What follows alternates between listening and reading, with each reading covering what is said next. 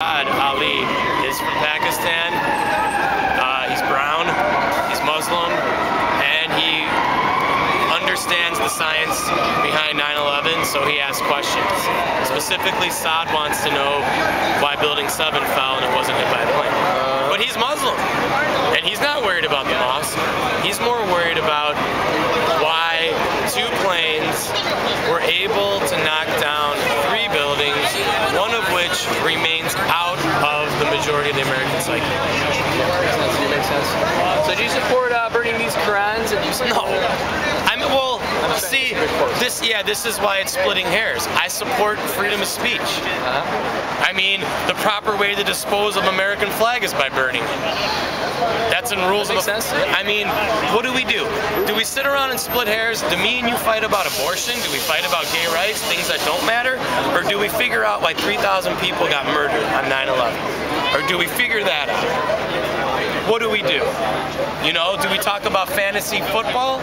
Do we talk about Dancing with the Stars? Or do we talk about why Barry Jennings talked about bombs blowing up in Building 7 before he escaped from it while stepping over human bodies? But when you look for that in the 9/11 Commission report, you won't find Barry Jennings, you won't find William Rodriguez, and you will not find any type of working hypothesis about explosives. Could they have been used? Because they said they weren't allowed to go there. Those are key points. We brought them. Right on, brother. We brought this with, and we're gonna bullhorn this later. But this is what people need to hear when they walk down the street and when they read things. This is just the beginning of quotes. This is the 9/11 Commission's co-chair said, quote, "The 9/11 commissioners knew that military officials misrepresented the facts to the commission, and the commission considered recommending criminal charges for such false statements." Here. Which guy was that? Was that one of the Republicans, I think, from New Jersey or something, the governor, maybe? You know, I bet if I was on my computer and I clicked on here, it would tell me. Yeah. But here's the link if you need it. It's WashingtonPost.com/WP. That's the one I read yesterday. I'm pretty sure it was the Republican. This is on WashingtonBlog.com. Okay. Here's another one. Lee Hamilton, 9/11 Commission co-chair, says, quote, "I don't believe for a minute we got everything right. That the commission was set up to fail.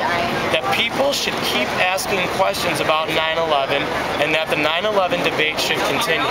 So this isn't Rachel Maddow or Wolf Blitzer or Peter Jennings or Brian Brokaw or Wolf Cronkite. I don't even know all their fucking names anymore.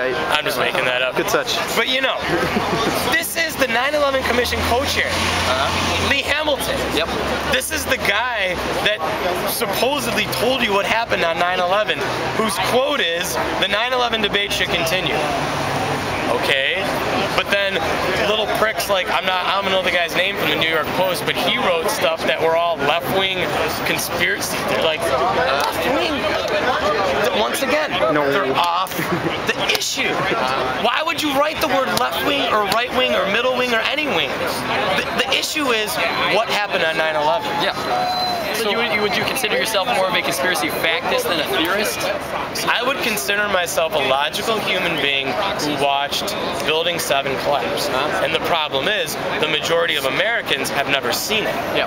That's why today it's a good idea to have on your smartphone, to have Building 7 queued up. You can find like the 7-second YouTube clip of it just coming down. And that really will change an argument. Because that's what will happen. People don't want to, in 2010 America, we need to document this. Why are we here today? People don't want to have conversations